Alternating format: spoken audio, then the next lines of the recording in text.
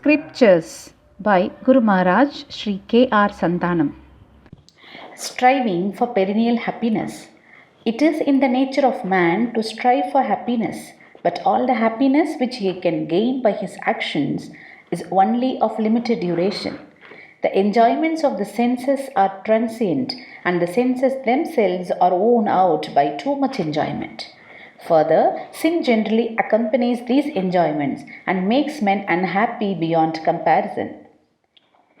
Even if the pleasures of the world are enjoyed as much as their nature permits, if they are as intense, as varied, and as uninterrupted as possible, old age still approaches and with it death. And the enjoyments of heaven are in reality not more inviolable than these pleasures of the senses. They are of the same nature, although more unmixed and durable, and they come to an end, for they are gained by actions. Actions are finite, and their effects must also be finite. In one word, there is necessarily an end to all these enjoyments, and what avails us to strive for pleasure which we know cannot sustain us beyond the moment of enjoyment?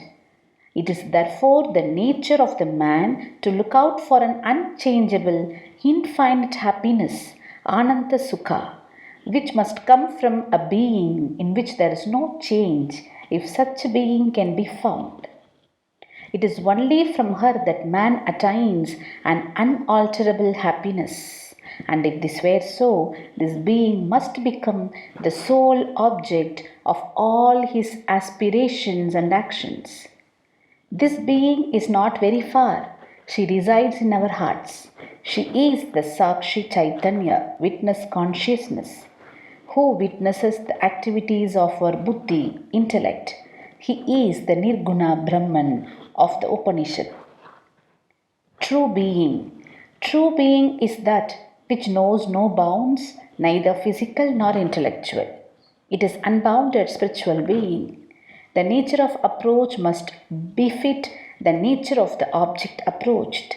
The pathway can be known only when the destination is known.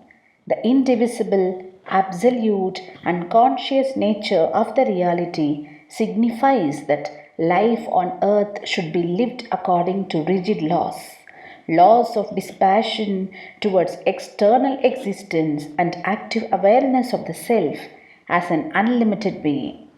It also shows that all forms of physical and even intellectual indulgence are deviations from eternal truth.